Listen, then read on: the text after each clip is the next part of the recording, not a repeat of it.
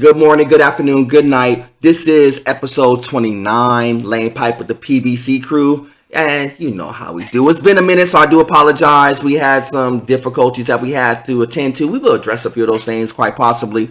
But we'll definitely keep moving. I definitely appreciate each and every person who's been subscribing. If you have not been a subscriber, like and subscribe to page, please. I appreciate everybody rocking with us.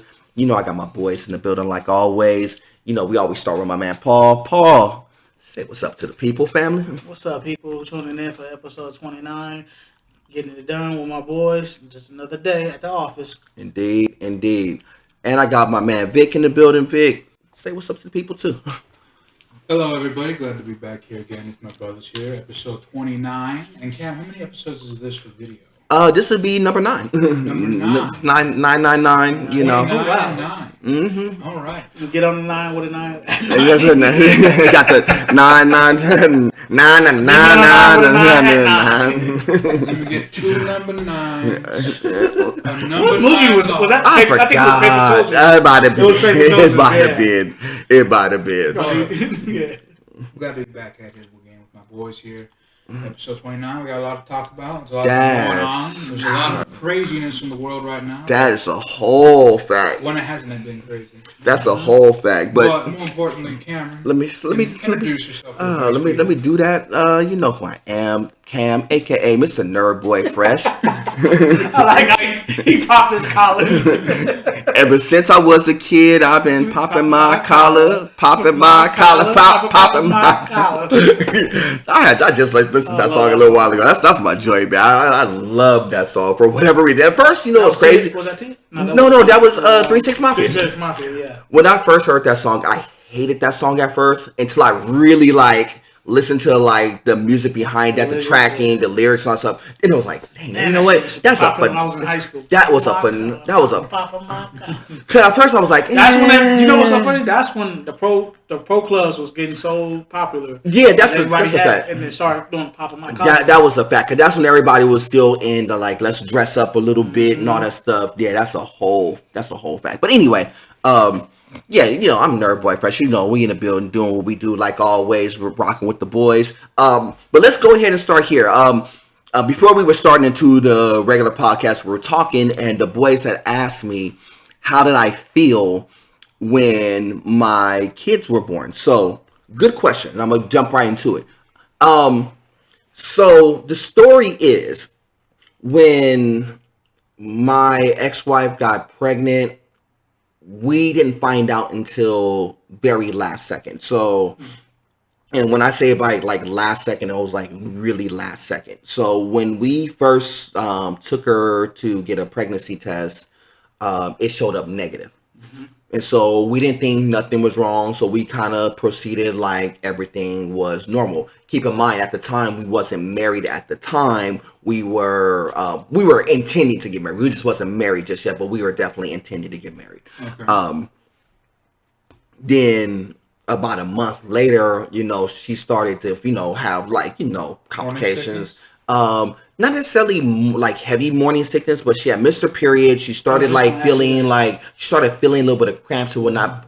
And then we went to a doctor again, and then they said that she was pregnant. Okay. No, you would think no harm, no foul. So it was like, okay, well, how far along? So they gave us 2 numbers. They said either 8 weeks or 6 to 7 months. Think about what I just said. Yeah, that's what. Either 8 weeks, 2 months in, about 1.5 to 2 months in, or 6 to 7 months along. She would have had a C-section. Yeah. How does that happen? I'm trying to get y'all. I'm trying to get y'all to process this. I'm processing it. That's why I'm trying to get y'all to process this. Really? Well, real quick, which was it?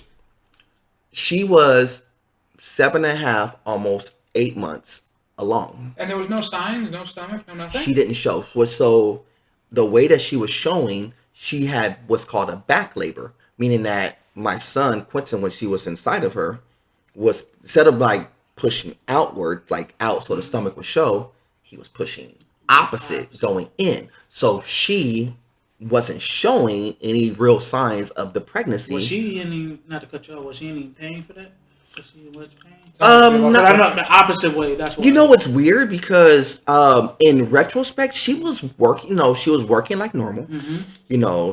She was doing her job, and and she wasn't doing like really heavy labor intensive stuff, but she was working where she was lifting, pieces of furniture and appliances and things like that all the time, and it would be like normal. She didn't feel it. That was the weird thing behind it. But then she started to feel pain, so she didn't know if it was something work related, whatnot. We didn't really know. Yeah, it was like 7.5, almost 8 months in. So my reaction was, dog, everything has to really accelerate. Because in your mind, when they said, oh no, it may be 8 weeks, 'cause that's the number they had told us at first. It was like, okay, cool, it's 8 weeks. Let's get the ultrasound, make sure everything's good. We got plenty of time to plan, prepare, do whatever we need to do, and prep it. Doctor comes in, shows us the ultrasound. Essentially a fully developed baby. More or less. Saw the ultrasound once, 7 to 8 months, and you talking about go time, it was literally just like go time. So like right after you left the hospital, what happened? So we just kind of went into, well, we got to plan. We got to get planned, we got to get stuff. So we went in, start figuring out what do we know, what do we need. Did you have any family help, or was it just you two? We had, believe it or not, we had a lot of our friends kind of help us, believe it or not. So the circle kind of took care of us in that regard. So we did a baby shower, had a little quick baby shower at the church, which was cool. They gave us a lot of stuff, cribs, strollers, all that stuff. So we got a lot of that stuff pretty quick. We had kind of started systematically buying certain stuff for Q ahead of time. But yeah, it was literally just go time. So where a lot of people, when they have their baby, they have time to kind of like enjoy the process, if that makes sense. I didn't really not enjoy the process. I didn't have time to process the process, if that makes sense. You were kind of speed running. Because I was just like, well, let me just lock in and just, I gotta, instead of being like, well, I'm just, me and her together, we're kind of doing our thing. It was like, okay, now we gotta lock in and do everything. Time to think about it. It was just like, we got to lock in. We got to prepare for Q. Once we prepare for Q, we were still preparing for wedding. We're doing all this stuff, and everything was fast forwarding. A lot of things kind of bumped heads. We, lost a few people in translation. It was a lot of like, internal battling with our parents, of course. It was a lot of things that happened. Keep in mind, and the reason why that happened was because, like I told y'all, she was white. Black, that was always an issue. Not to say that it was an issue with us. It was more so an issue with people around us, if that makes sense. Especially like some certain families. Right. And it's, I'll go into details. This is probably not on this one here, but I will go into details down the line. But in that particular instance, I really just didn't get a chance to really enjoy the process. Now, people will say that, well, do you feel that your kids were a mistake? No, my kids were never a mistake. Everything happens on purpose, with purpose, even though the circumstances may not have necessarily been like a planned situation. My kids are there, just like a lot of kids are here, on purpose, with purpose. Fast forward, 20 years later, 21 years later at this point. Y'all know how my son gets down. He's in the Marines doing his thing right now. Shout out to him, by the way. He's overseas. I can't disclose where he is, but he did really well. My daughter, kind of in a similar fashion. We found out about her kind of middle of the pack, 4 or 5 months in. Similar situation. Same thing. We had a little bit better chance to plan in that regard, but it was still kind of go time. But we were already. This time it wasn't like 8 months along. Right. But this was like 5, but we had a little bit of better chance to plan.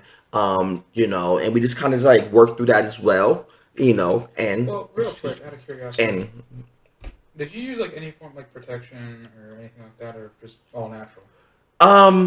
We were using protection. But I think at that time, Doc, I have to really die. You trying to ask a kid like something that happened like 21 some odd years ago? Lord have mercy. I mean, I'm like on the real to real, because we wasn't like, and don't get it wrong. This is not like we were just like. Well, I can't. I'm gonna say this way, so I apologize for the podcast. Say it, dude. It's not like we were just like doing like this regular, like every single time. We was just like, sex this, sex that. It really wasn't that. I'll be dead honest with you. Girl, like, you got protection? Yeah, I got protection, bro. It was one of those things where we use protection so often. I really just don't remember in that particular instance. I mean, I'm dead honest with you. But I know, like, most of the times it was protection. I'm just saying, I just don't remember in that instance. It always has a chance to fail. Yeah, I just don't remember in that instance not necessarily. I don't think it was a fail. I just don't. It's just that one of them nights where you just like, No, it wasn't even. Not even on shit. You just there. I don't know. I'm just saying, I've been in that situation. Because to really pinpoint the conceiving point, to be honest with you, it's really hard to pinpoint that. And I never really kind of fully pinpointed that because when we found out, like, she was pregnant 7 to 8 months in, I would have to go 7 to 8 months back from that point to figure that out. The reason I ask because you weren't expecting her to get pregnant, right? No, it wasn't like oh, we were just because you weren't obviously. It wasn't like we were just trying for a child. It was like I hate this being graphic. It was like we was no. He's asking a good question. Not like we were. No. It's not like we were just raw dogging it every single time. Get your ass on the table. No, it wasn't. It wasn't that. Now, for intents and purposes, I'm not going to disclose situations where we kind of did our thing. I mean, I know people would really want to hear that. I just really it was like. No. I mean, I'm a kid. I'll let the ladies. I'm gonna keep it real. I'll let the ladies tell you how I got down at that point in time. Ain't nothing wrong with that. I mean, back in the 20s, Yeah, I mean, I was. It's just one of those things where it's just sex ed with Cam. Yeah, no, I mean, I ain't gonna say like it was crazy. It wasn't like we were like. It wasn't like one of those, oh, every single time it was this. It really, I'm going to be honest with you, it really wasn't like that. It was just when we just kind of did. 9 times out of 10, we were using protection. So to dial back to say, did we use protection during his conception point? It's really hard to say. I know with my daughter, that was different. We were married, so we were like kind of, she had, birth control, of course, but it's kind of like off and on. So not going to go into a whole bunch of details, but I kind of understood what happened in that regard. Yeah. Now, with Quentin, it was a little bit different. I knew what happened with Silhouette. So, but like I said, in either event, like I said, my kids were never a mistake. And I'm not saying that to try to justify a point. They just never were. It was just, no. Did we plan for it? No. I love my kids to death. They know that. And speaking of my daughter, by the way, she just turned 18, by the way. We did our thing, and so that's kind of like ironically that we're talking about this. It kind of leads into kind of the reason why we had to take a little bit of some downtime was because I had to make sure my daughter was secure. Cam had to go buy a new shotgun. Oh yeah. I have to always keep some of them things on deck. It was like chitty chitty bang bang. You know how we do. You know what it is. You know what it is. You know what it is. You know what it is. But going up to any boy goes up.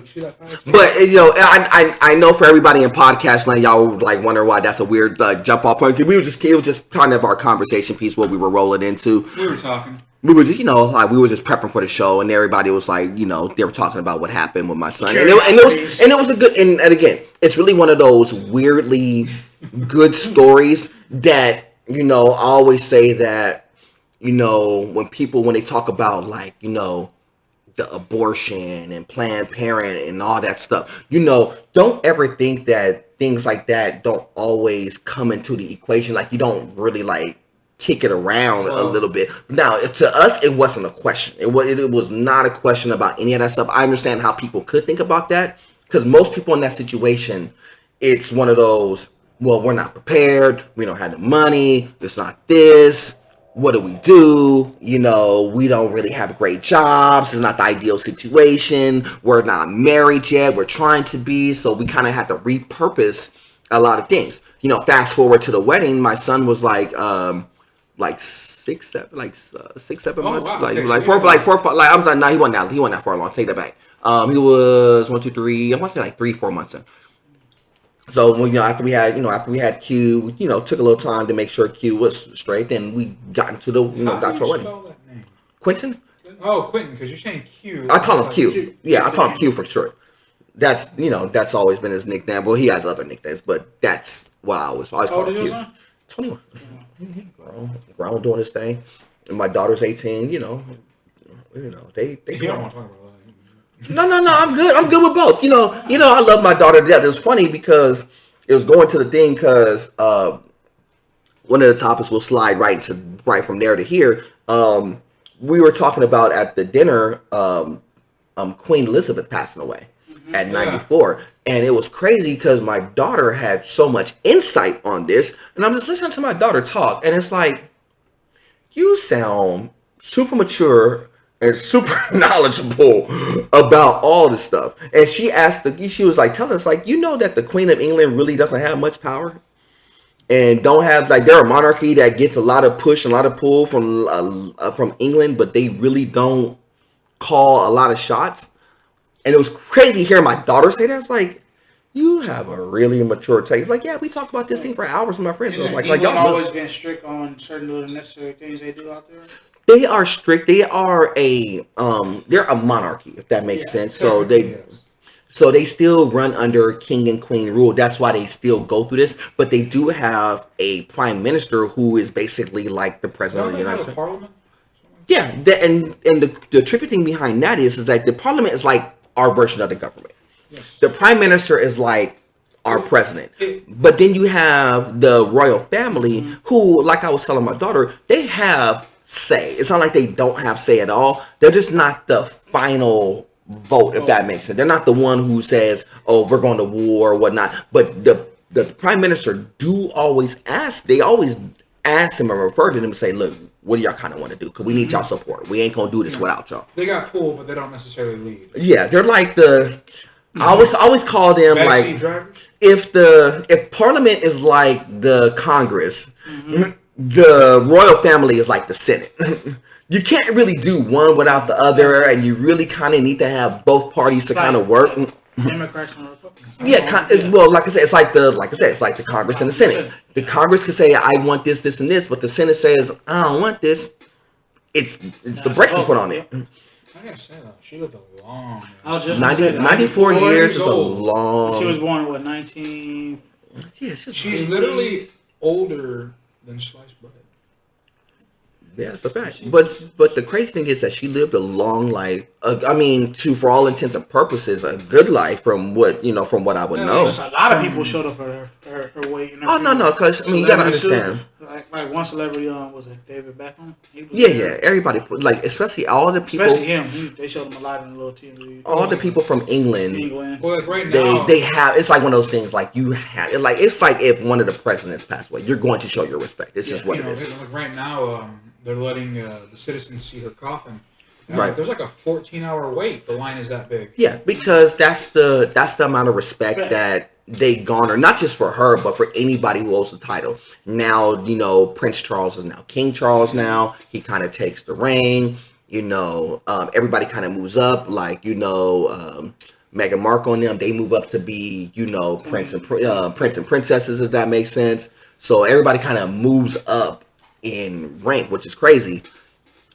Which that goes into the story of how they've been treating Meghan. They've been kind of like trying to ISO her on the side because I hate to say this, but the racism still exists. And just because it's overseas, that doesn't mean that it don't exist. With the royal family, it's kind of like that. They kind of ISO them because it's she is black. Well, they've been around like when segregation was still right. They're not gonna forget that. Right.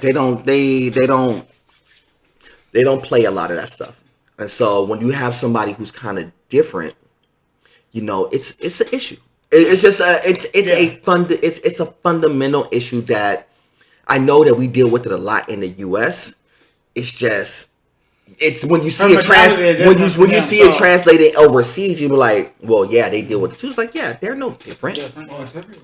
Yeah, they're no different. It's just you're just seeing it on a bigger scale because like, it's a different royal. Because y'all think that they're the royal family that's supposed to be like, it's inclusive of everything. No, they're going to be the opposite. They are the opposite of inclusive. They will kick everybody out of the classroom. It's like being on the Brady Bunch. Exactly. Exclusive. Exactly. They will exclude a lot of things, and like I said, it's only by default that this happened. Well, I mean, remember they didn't like. It was a long time ago.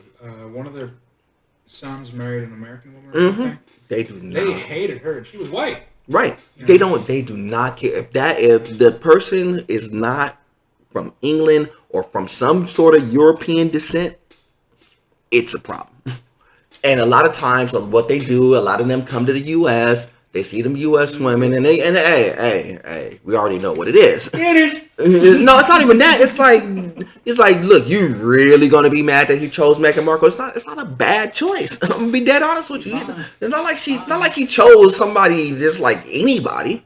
Like she was like, I mean, she wasn't like a nobody. I mean, she wasn't like somebody super popular, super mainstream. Not like he chose like a super A-list somebody. But a lot of times they're not going to choose an A-list somebody, because if he chose somebody, let's say he chose an A-list celebrity. Okay. How do you think that's really going to look with the royal family? Like, imagine Harry and Halle Berry. Somebody who's super high profile. That might actually work. I mean, on paper it would, but England ain't gonna rock with that. They'd be like, "Well, she's a celeb. We could maybe rock with it just because she's a celebrity like that." Oh, but it would still be, she's still black. Behind closed doors. Yeah, it's still gonna be a problem. It's just not gonna be as publicized, because the only difference is, when it's a high profile celebrity, that celebrity has cachet, and they could clap back quicker than somebody like Meghan, who is somewhat of a celebrity, but not that much of a celebrity. Her celebrity really came because of who she was with versus what she's done so far. Because keep in mind, Meghan Markle was on TV shows, actress, pretty solid. She wasn't like an A-list, but she wasn't terrible. She was on some stuff, and she was actually moving and doing some things. She was known up. Yeah, but she wasn't like in that. There's tears when it comes to like actors and musicians and all that stuff. There's tears. She was just like, I would say she was in like the lower half of the B tier. She wasn't on that A tier status. Somebody like a Halle Berry, a Jennifer Lopez, Rihanna, one of them. You know, a Serena Williams, for example. You know, they are top tier status in a lot of people's eyes, so they have a lot more cachet, so it kind of goes over. Now, let's say he married Serena Williams. As crazy as that would sound, I bet you they rock with it better. You want to know why? Because she was always over in England rocking. Mm-hmm. So more native. She's more known to them. And she's won over there, so she's dealt with, because every time you win in Wimbledon, the queen is typically, the queen or somebody in royalty is typically sitting in the boxes, and every single time when like a championship made, they always bow and make sure you salute them all the time. So it'd be a smoother integration. Yeah. Of course.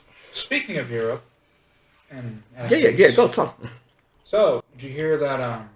Russians is willing to trade the athlete that they have in custody? Yeah, of course they're willing to trade. They're willing. They've been trying to trade the whole time. Yeah, they want one of the. This one's more recent. They want one of the spies they sent over here. Yeah. And no, I'm totally against that. No. Oh, of course they do, because see, now they got leverage. Because now it's like, we made so much of a stink about somebody who's messing up that they was like, well, if you really want her that bad, we need this person. And we may want somebody else just because we feel like it. And a bad deal. Of course it's a bad deal, because now we made so much of a stink for somebody because Brittany Griner made so much of a mistake that she knew better. Now, I get it.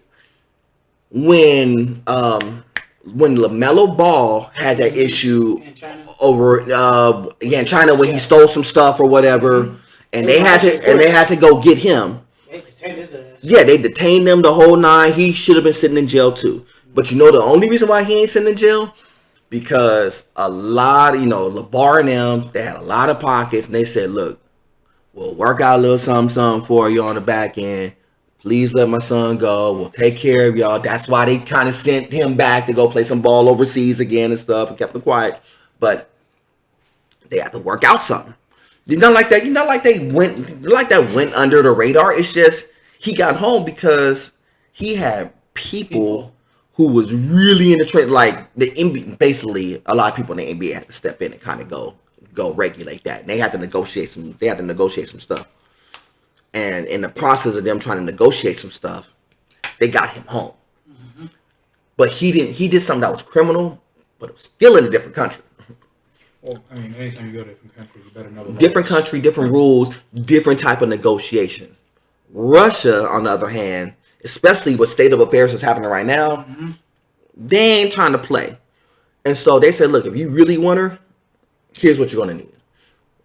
They probably said, look, if this was a, I hate to put this in drug terms, but I'm going to put this in, this is a drug terms. We need like $50,000, we need like $500,000. I need like 50 of them things. And I probably need one of my players, to come back. Mm-hmm. That's how this is. They're negotiating this like they're in the streets. But just because it's in politics, that doesn't mean the negotiations are different. The negotiations are the same. They say, look, you want her? I need this person, this person, this person.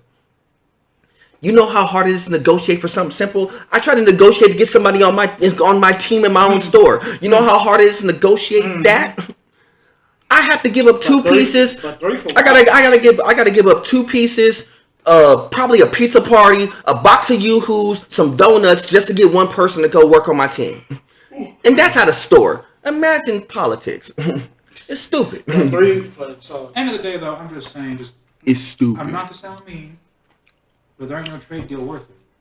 Not to do that, and I know. And here's the thing: I know because we've been putting so much snippets. Think about it. That we're really kind of considering. I already know what they're doing. They're whipping their heads around it. Bad. It's a bad idea all the way around. Have these people never watched Shark Tank? Do they not know what a bad deal is? They don't care because they want it to be a good PR move versus we were able to get her home. That's what they want to say. Oh, well, she's still gonna have to face the music when she get home. No. So it's like no, they don't care about her. They want the publicity. They want the publicity of saying that we got her from home from Russia, so all the athletes to kind of stop talking about it. I don't know. I'm just saying, it's not like she's innocent either. She didn't break the law. There's a lot of other people who broken laws overseas who ain't even seen the light of day, who ain't even sniffing. No, it's people. Drug charges and you will fucking disappear. Right. End of story. You will never be seen again. Right, and I get it. She's an athlete. She's prominent. I get it. It's just this is not the way you want to do this. But I feel you. I mean, that is the story. What they'll let her go in a couple months next year? No, we're going to. If she gets out anytime soon, it's via negotiation. And I don't think that if we're going to negotiate. I know we got to give up something. They want their spies, but we should not give up. And we should not give up military assets because that's basically what you're talking about. You're talking about military assets for somebody who's not going to benefit us. Well, I could picture them be like, "Yo, give us a few tanks. Give us a few." It's like that. That's basically what it is. It's basically like, well. Because I mean, let's face it, dude. They don't have any military equipment now. No, I know. It's like if you talk about spies, that's military equipment. Technically, yeah. It's not like in the position of like, well, it's a physical computer or parts, right? But a person who could go in and go from maybe they don't do nothing in the U.S., but maybe they go over to some other countries who we're affiliated with, and now we got to go deal with them. Afghanistan, Iraq, some other people, because that's literally what's going to happen. Do you want to give up those assets? No. For somebody who's just a public business. So, because what is Brittany Griner going to bring back to us outside of just a good PR? Nothing of value like military assets. So why would you trade for it? Why would you lose leverage? Like you said, the PR. I know, and I get it. Attention is the new currency. Mm-hmm. No, I heard that been said many a times, and I'm gonna be honest with you. Attention is the new currency. Everybody says, "Well, money's currency." No, attention is the new currency. Everybody's jockeying to be seen, because the person who is seen is recognized, and the person who's recognized get a chance to get get money, endorsements, all that stuff. Attention is the new currency. And so, especially in the U.S., because we are so much about attention. Look at me, look at me, look at me. We talked about this last episode, by the way. Which is crazy. Bad deals are bad deals. You know? But it is a crazy bad deal. But I mean, for me, they shouldn't do it. It's kind of a trash thing. But there's so many other issues that we could deal with here, and maybe spend a block on that down the line, if it really comes down to it. But you want better leverage. If you're going to get her, you need to get her, a couple of other assets that's over there that we possibly need. You know, don't just get her and nobody else. I like that because this is the life. This is a human being we're talking about, and I get it. Life is precious, but you got to look at the value of some things when it comes to shit like this. You know, you're looking at the value for somebody who's made a mistake. Exactly, and like I said, it's not like she was innocent. This isn't a false accusation. Right. She brought drugs into a foreign country. She was trying to smuggle drugs out of a foreign country. You know, and it's like, well, it was a little. It don't matter. Drugs is drugs. It could be a dime bag. No, here's the problem. Just because the U.S. is cool with it, other countries aren't cool with it. Yeah, people forget that the tolerances in the U.S. are not universal. Right, and that's the problem, because we may be cool. Yeah, you could go to any spot on the block and get yourself some weed and some cannabis oil. That is a fact. You could walk. I could literally walk y'all 2 blocks away and we're in front of a spot. I know, and I don't even smoke, and I don't do none of that shit. I'm gonna be dead honest with you. No, I ain't lying. Keep it real. I seen your glove box. Shoot, the glove box that have the deuce with the. But nevertheless, like Vic was saying, that's bad business. I mean, for one, but for giving they want the actual person that they really want who's been sitting in our soil for that long. And imagine if they did go with that. What would happen after that? Imagine what would they do? Right. What's the bigger impact? But people don't think about that. The bigger impact of giving up that, it's like giving up trade secrets. You don't do that. Companies don't do that. Regular businesses don't give up. People don't do that. I've seen this in a movie. I think it was one of the 007 movies. Mm-hmm. They traded newer or later one. Later one. I think that's the one. Skyfall.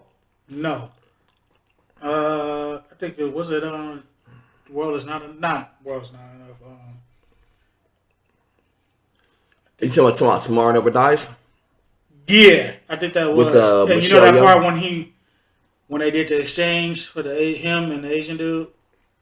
Yeah, I think it was. You think, hypothetically, do you think... Yeah, you know what? No, Holly Berry was in that one. Die Another Day. Yeah, Die Another Day. Yeah. Real quick, hypothetically, if they were, okay, so say the trade happens or whatnot, would they do it like in an airfield like that? They just walk across each other and then they both leave? Basically, they say, like, you know how if you go to, like, or they just certain borders and stuff like that. So, like, we're on their soil, so they got to meet us halfway from their soil to U.S. soil. International waters? No.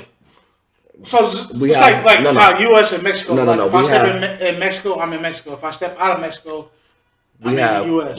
We have consulates in most of every country. Yeah. So one of our consulates would basically, when they release, if they were releasing anybody, so let's say they release Brittany Griner, there is an American ambassador who is in Russia. Who's basically, this is the person who's been talking on her behalf and all this stuff, who talks in Russian and all that stuff. We have people that's there. We go and bring our consulate to literally go get her. And then they basically escort her from there via car and all, and security and whatnot, directly to a plane. So basically, you see how you and Cam sitting towards each other? So you walk opposite sides. So no, in generally. So basically, you behind what? So basically, if you coming back home, you getting escorted from their military. The person that they want from their military is getting escorted. Yeah. So basically, at the same time, meaning that no transaction, no shooting. So basically, when they release if they release Brittany Griner over there, we have our counselor go get her. When we release the person who they want, they have their people over on U.S. soil, and they literally put them in a car, put them on a plane. All of them is heading back home. They touch down. They call the government, but hey, look, we on our way. Make sure y'all touch down. Make sure no foolery happens. Make sure nothing gets shot down. Make sure nobody's doing anything. Make sure nobody's falling. It's that. It's. I'm just gonna say, I have nothing against her. I just genuinely hope this deal. It's like an old school. Like, you remember in the cowboy movies when one person have one guy that they want, and the other person has another guy they want, and you just have to kind of just walk each other over, and they have everybody got the guns pointed, make sure nothing. It's basically a variation of that. It's not done all blatant, so it's not like we got to go on international waters or on international stores. It's not like we got to go to Switzerland and do this. You think? It's just say we just pass them over. We have our counselors have to stream that lot, make that live. Heck no. No, they're not that stupid. No, they won't do that. Then as soon as she touches down, then she'll be the one, and this is why I say it's no problem. She'll be the one who kind of blab all that stuff out. As soon as she's back on soil, they'll have like a huge press conference and whatnot, and they'll televise the whole thing. Yeah. Make sure there's ad running from McDonald's. Right. Like, and if they was really cool, you just keep that super quiet. But hey, look, she's home. Almost like sweep it under the rug. Yeah, just keep her home. Like She'll be all right. Publicity. But yeah, but be that some yeah, that's I have crazy. a question for you. We didn't get to talk about this. How was your Memorial Day? Memorial Day was all right. Like I said, a nod to my son who's overseas right now. It's always a shout out to all the troops doing their thing, not just my son, but every single troop. Marines, Air Force, anybody who's in the military, who's living, who passed away, unfortunately. It's a nod to y'all, man. That's y'all. That day really has everything to do with y'all. The people who give us the rights and liberties to do exactly what we're doing. For us to do work, for us to do a podcast, for us to live the way we live. All that stuff is really due to our people who's holding down things in the military. We wouldn't be here without freedom. Exactly. For the people, like even in the 9/11 thing, where the one major time where we had something crazy happen on our soil like that, Wow, I never forget that day. Nobody would never forget. I think the reason. What's the anniversary? 22 years ago? Some to that effect. 21. I think it was 21 years ago now. Yeah. And real quick about that, it recently passed not that long ago. I think a little under a week. Mm-hmm. I was a wee kid. I was a little boy. Mm-hmm. I couldn't really process it, what happened. But what about you two? I was in the 9th grade when that happened, and it's funny you mentioned that. The day that happened, there was a girl in my class. I forgot her name. She literally broke down in tears because one of her family members was at the Tri-Center, and which was one of them who got killed. So I always took that into consideration, knowing that kind of information. It's like, damn, it could have happened to any one of us, But yeah, I was in the 9th grade when 9/11 happened. What about you, Ken? That was 2001. Yeah. Mm-hmm. So the reason why I remember kind of the time is because 2001 was the year that my son was born. So I will never forget that because I know it was the year. Now he was born in April. It happened a few months later. This was literally. This was a little bit before me and my first wife, we got married. Before my ex-wife, we got married. It was a little because we got married later on in that month. But I remember all this stuff happening. It was like kind of shock and awe. A lot of people, I just remember like people really didn't know what was going on. Like, oh, well, planes crash. They didn't know it was a terrorist thing until it kind of happened. It was a one time where we really kind of got caught off guard, where the one time where we could get really vulnerable, we were, and we didn't know how to respond because it never, you gotta understand, to the U.S., this never happened to the U.S. When this happened, it was like the U.S. was still, it was considered by pretty much everybody the world's superpower. Yeah. And don't get it wrong. And if you ever want to know how George W. got down after, I think it wasn't the what, it was everybody focused on the what happened. Mm-hmm. I was into the How did we respond? Yeah. I remember George W. said, in hood words, oh yeah, y'all got the right one today. We went to, they sent, I know my boy, he was in the Marines at the time, my boy MR2 in the Marines. He was part of the special ops team. I'm not going to go through all the stories. I could tell you, he told me the stories of how that stuff went down. Basically, after that happened, they were on the ground already, like ready to go after everybody on that side of the world. So it's crazy to think about, because I did, like, when I was older, I asked my mom about it. Because, like, obviously she was around at the time, and I asked her, well, what happened? She said she was sitting at home, she was watching me, and it was on TV, right? And she said they were talking about, like you said, initially everyone thought it was an accident, right? A plane flew into the tower and whatnot. And then, as it was still being filmed, it was filmed the second plane crashing into the tower. Yep. And she remembers that the news reporter lady said, "I think we're under attack," but then they cut it off right there. Yep. Because I guess, they didn't want to spread white panic throughout the nation. Right. Then the Pentagon got hit. The Pentagon got clipped. They got clipped, but got hit. But it really didn't get damaged. And then another one crashed in a field. I don't remember what its target was. So their target was they hit the Twin Towers because they're pretty tall, pretty kind of simple targets to hit. If that makes sense. Then they aimed one for the Pentagon, and then they were aiming one for the White House. That was the thing. But like, imagine if they hit the Statue of Liberty. They could have, but that wasn't their. Oh no, that wasn't their target. It wasn't. They wanted to target so they could get people. That was the whole thing. That was the whole point. That would have been more of a tactic of symbolism. My only, man, it still bugs me to this day about that is how did they make it on our soil? Very strategic. Without us even knowing. Very strategic. Very tactical. When because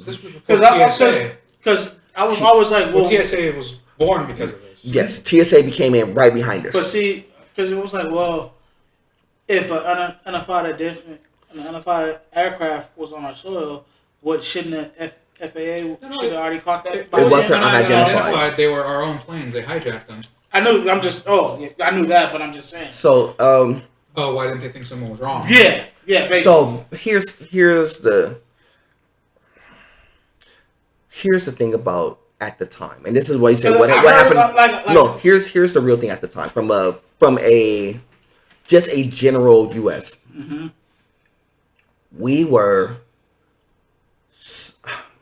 I was gonna say we were so arrogant that no matter what happened, because we dealt with just about anybody who was in front of us.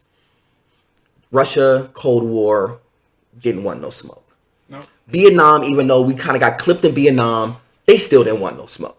Pearl Harbor. They went Pearl Harbor. They got us once. They said, nah, we ain't gonna play. We gonna come right back. We'll take care of Hiroshima. We'll keep this completely moving. Beginning of the atomic age. Yeah, and that's when we say, look, okay, y'all caught us. That was the first real time we got caught, like Pearl Harbor. Real quick. But we were so arrogant that. Was Desert Storm in the 90s? Yeah. No, yeah. It was 90. No. Desert Storm was right after. Right. That was because of 9/11. That was because of 9/11. So they called it Desert Storm.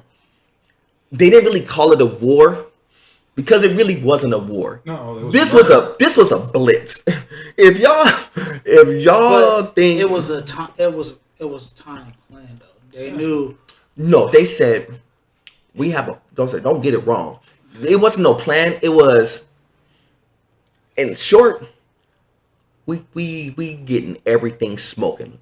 I want anybody who could touch down. We need some of our friendlies to come in and support, just to be by our side. They said, George W. said, in short, I want that whole thing smoking. I want y'all to find Saddam, and y'all don't come back until y'all find in short, in hood terms, go find that man and don't come back until you find that man. I'm gonna keep it true, and that's not. I mean, and I'm saying in hood terms, if you ever want to see like a president become hood in a heartbeat, that's when George W. became hood. People will give him a lot of credit for like giving the whole face like he didn't really no. He did the most gangsterous thing that you could ever think of. Mm-hmm. Don't come back until you bring them down. This may sound a little crass, but essentially governments are just gangs, but much better funded. Right, and then it was like, look, and because of that, and here's how gangster he was. He said, look, I want that man, I want anybody associated with him, and I want you to tax him for the oil while we over there too. We want all of it. Burning oil fields too? They were trying to burn oil fields because we were trying to tax them for all of it. We was like, look, we want it. It's like y'all playing, we want it. But quit bullshit with us. And then throughout the story progresses on all that on 9/11. And they fought. And don't get it wrong. I mean, ISIS and all them boys, they came through. They came to play. Don't get it messed up. They were well prepared because they knew once they did this, they knew the smoke was happening. Yeah. But my only question is, how did this get set up? Because it had to. It was planned. But, of course. Not just a chat. It's just like with anything. But I always had a feeling like, was it just them or did they talk to somebody in our nation? Are you asking if it's an inside job? Yeah, basically. To a degree. I would be surprised if there was some. Because when I'm saying they knew where they hit us, how they hit us, and knew the retaliation was going to be about. There's a lot that could be examined from this because, like I was saying, it was like dominoes the way it fell. Like right after, like one action was a massive reaction. Right. Because we went, like I said, we didn't go into like panic, woe was me. We went into this gear up mode, basically. Y'all want to play? Let's play. Okay, yeah, that's not now. We're going to do 9/12. Do you think the U.S. government let it happen? I think here's what happened. So when the first plane hit, I think they had an idea. This is me in theory. This is not like me saying factual. I think that when the second plane was... Real quick disclaimer, this is just theories at this point. Right. I'm not spitting facts right now. Right. So in theory, when the first plane hit, I think they were kind of in shock and they realized, oh, we have more of a problem. I think that, to be honest with you, I think that they had military that was in tow ready to clip the other plane, meaning that they were willing to trade off the plane not hitting the second tower versus getting it down off the ground. This is kind of what was happening. This is why everybody said what happened with the third plane towards the Pentagon. It wasn't going to hit the Pentagon. They were willing to concede those people on the plane and shoot that thing down if necessary. Because once they saw the first one hit and the second one hit and they saw that there was two more in tow, they were willing to get those planes down by any means necessary because they was not going to let them hit another major spot again. Yeah, don't underestimate the government's willingness to sacrifice its own people. Yeah, they were willing to say, look, if this is going to be the case, they was like, look, hey, forgive us. And here's where the dynamic of struggle, because they were like, well, we don't want to sacrifice life. And this is where you got to this is where presidents and stuff really have to make tough decisions. So I think the tough decision in that regard was, do we send some of our fighters up in the air? Because they could have got them, they basically got fighters up in the air within like 10 minutes. Because there is Air Force bases towards New York that really could have gotten in the air really fast, got against that plane and really got that plane down in a heartbeat. If they really wanted to shoot it down in the water. They just didn't want to take that action because they didn't want the backlash of us shooting down our own people, because that would have looked worse. Now, another theory people often say about 9/11 was the government knew it was happening in advance, right? And they let it happen. And on top of that, the reason they let it happen was because they've been wanting to invade the Middle East, but they needed a reason. So they say almost fabricated this one, so they had it. I don't think they fabricated. How much weight do you think that I don't think they fabricated it. I think that the U.S. wanted oil. As always. Yes, but there wasn't going to go in. They were willing to like negotiate and do all that versus they didn't really want to go in guns blazing to go get it, if that makes sense. Yeah. But this gave them a reason to go get everything, meaning that they wasn't intending on. They would have went in a different direction. So they wanted to do a nice deal. Right. They wanted to deal, because that's how the U.S. do. You know, the U.S. is always going to value life above everything. That's true. Unless you start to impact our way of life, and then it becomes, we can really start wreaking havoc on people.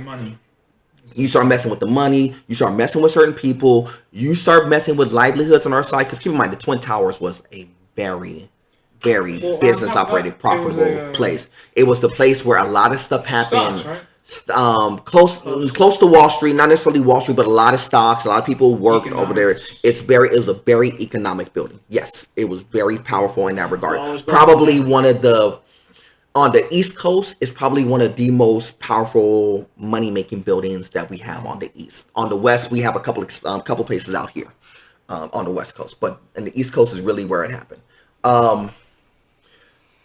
Like when the people were fighting on the other plane, it kind of took the option of them away from them shooting it down, because that was the conversation piece. Are we going to have to shoot this? Are we going to shoot this plane down? But because they didn't want to shoot it down because it looks worse if we're shooting our own planes down. Yeah. And because again, PR.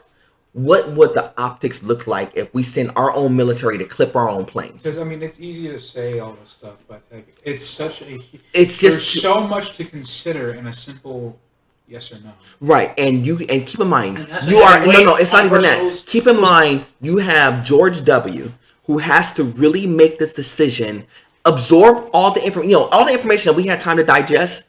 Keep in mind, he's absorbing this information within 2 minutes, and you have to make a decision on what we're going to do. And then when everything kind of, hey, what's going on in New York? How many people did we lose? What's the situation like? How many people can we get over there? They're pulling resources resources away from California to get over there, from Hawaii to get over there. Everybody who get to New York is getting to New York. People who was towards the Pentagon, they made sure the Pentagon was straight. They had a few people over there, but they were relatively straight. That fourth plane that went down, they got the hero's welcome, Medal of Honor, all that stuff, because they did something that they really wasn't trying to do. But they said, look, we heard what was going on. They said, look, we some G's on this plane. We gonna man up. We gonna do whatever we need to do to, even if we have to get this plane down ourselves. And if we're gonna go out swinging. Mm-hmm. Cool. They will get the hero's welcome for that United 93. They will get that. The story, I know the movies don't really accurately portray that, but in short, they say, look, we just want to man up and go. And then because of that, it kind of saved them from getting clipped down. Yeah, it was one of the things. Because that was really the conversation piece. Yeah. Now, George W. goes into the pocket, say, let's go to war. I want the war. I want Saddam. I want everybody associated with him. I want him, his kids, his mama, his mama's mama, his wife. I want everybody.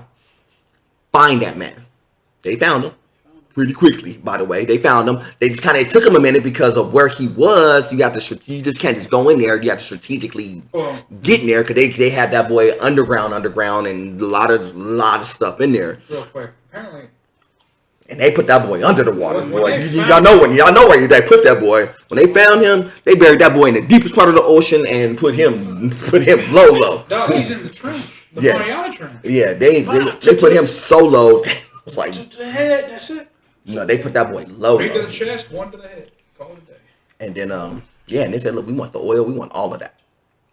And that's why we have the issue with Russia and Afghanistan and stuff now, because we have leverage over there because of that. Man, people think that, it was for the oil. No. Desert Storm was like, we want some.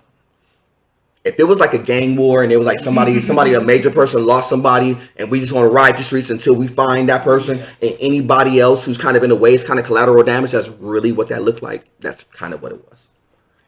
But that's tough. But I know that's the ugly part of it. But the thing about the memorial and stuff, we just have to really remember that in the memorial, we have to really just kind of be like, hey, look, we appreciate the people who lost their lives, because they really didn't deserve to lose their lives in that form or fashion. How you doing, Mom? Good. Okay. So we don't want to lose nobody in that form or fashion, but really what it taught us is that we cannot be that arrogant to understand that things cannot happen on our own soil. And keep in mind, stuff more and more was happening on our own soil. Keep in mind, we had an issue out in Riverside, where we had this, a lot of these suicide shootings and like these like mass shootings and stuff. That's not an accident. That's very tactical. But then too, remember the issue with the CIA after 9/11 happened. Yeah. They did to that detainee. Yeah, they had a lot of people hemmed up. That's when they started banning that. What was it? The waterboard. Basically, torture. Yeah, they banned the torture. Yeah, because they were trying to get information out of everybody. It's like whoever knows something. And then they end up killing one of them. Yeah, they didn't care. Yeah. They, like I said, when they wanted info, by any means necessary. But see, my only issue with that, we got them. We got them. Like, we gotta do what we gotta do to keep America safe. I'm all aboard it, but all I want to know is just since after 9/11 happened, how do we still progress as a nation to make sure something like this don't happen? We've been progressing. Mm-hmm. We progressing now. Vic said the very first thing that happened.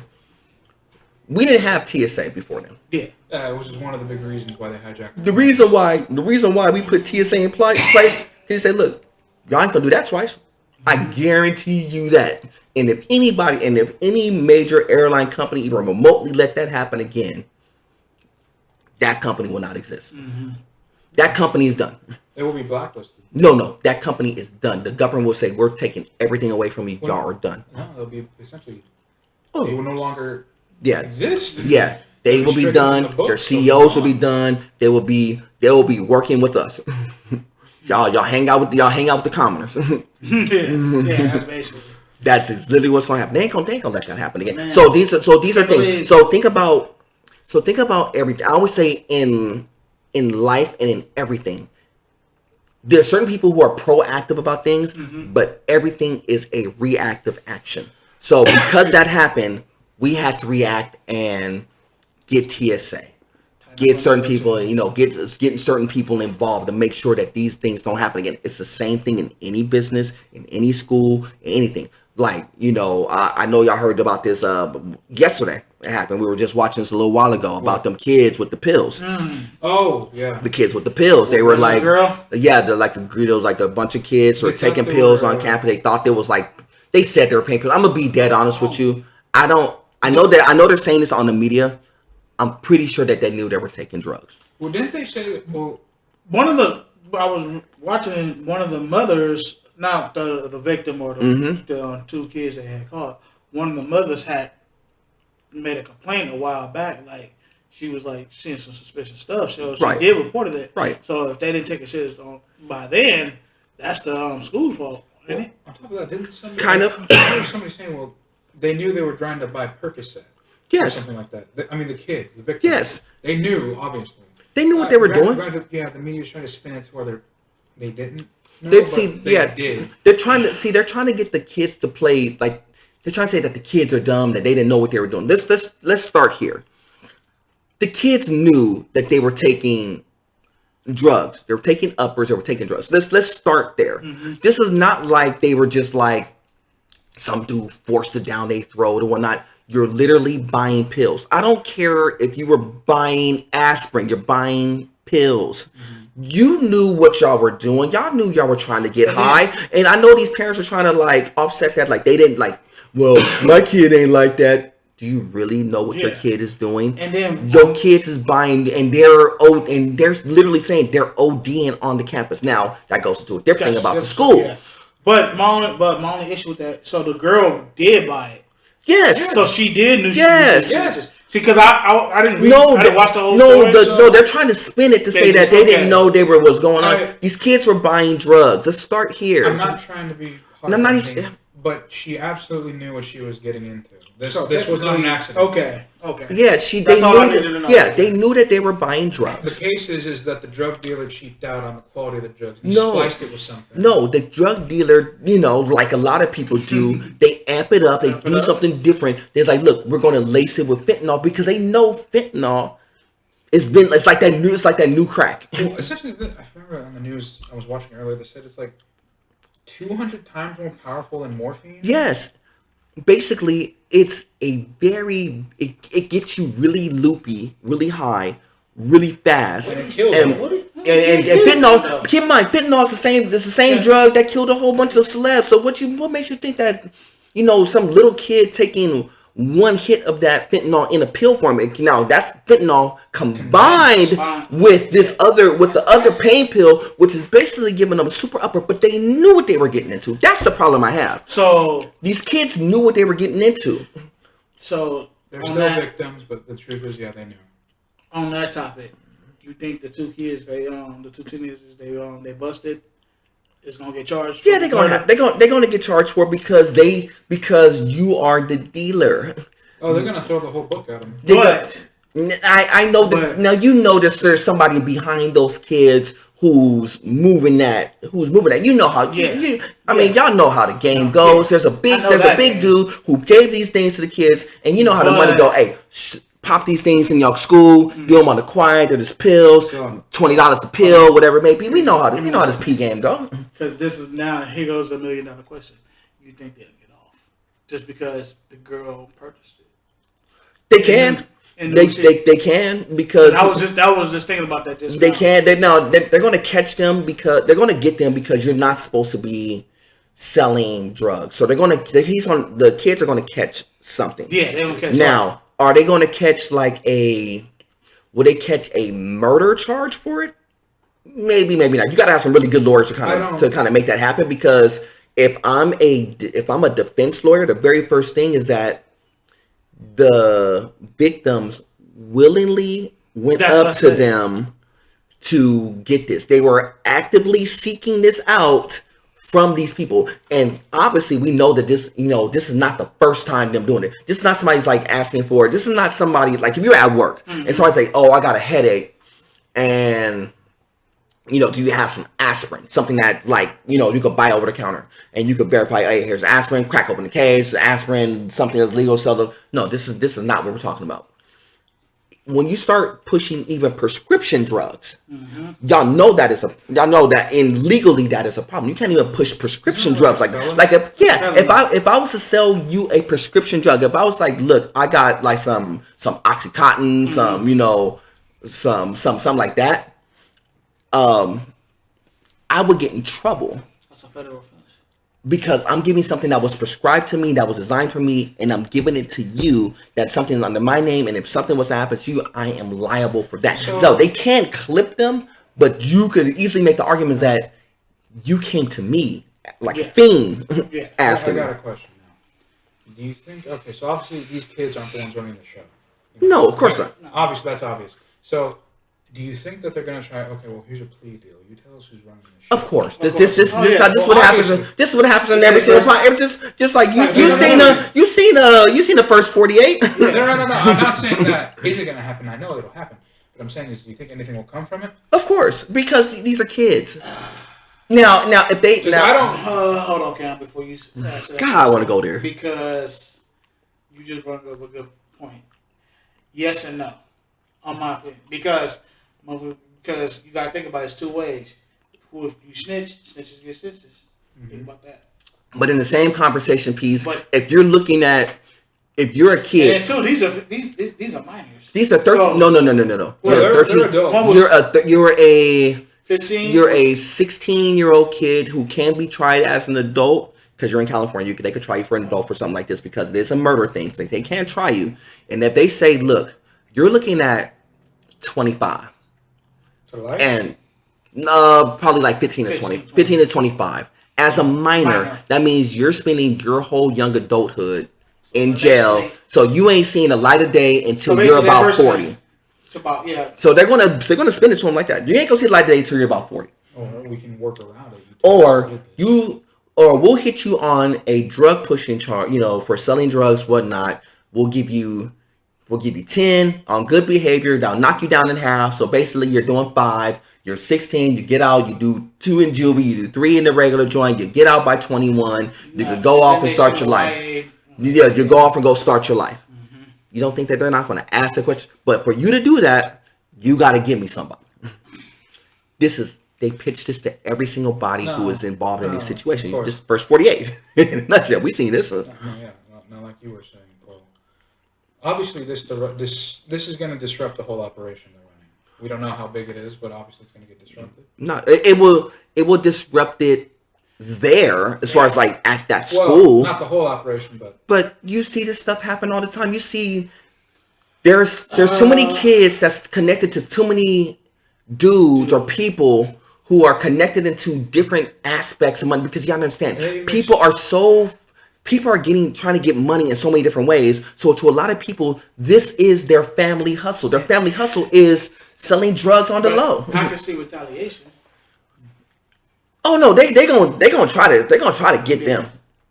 So if they open up their mouth in any form of fashion, the first thing they're gonna say is, I know where you are. I got access to your mama. I got access to your sister. I got access to your parent. I got access to your peoples around you.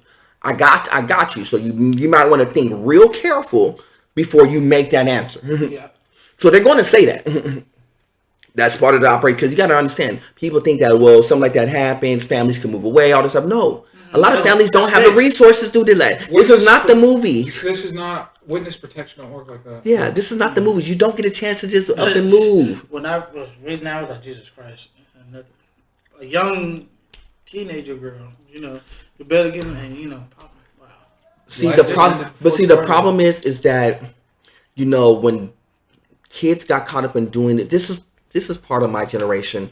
Is like, they got caught up doing like the pills and the drugs and stuff. So instead of like doing like, well, we ain't doing crack, we ain't doing this, but y'all doing pharmaceuticals. Y'all still trying to get high. Yeah. Y'all just getting high. So these are the same ones who were like buying air cans and getting high off air cans. Remember Whippets, but remember Dare?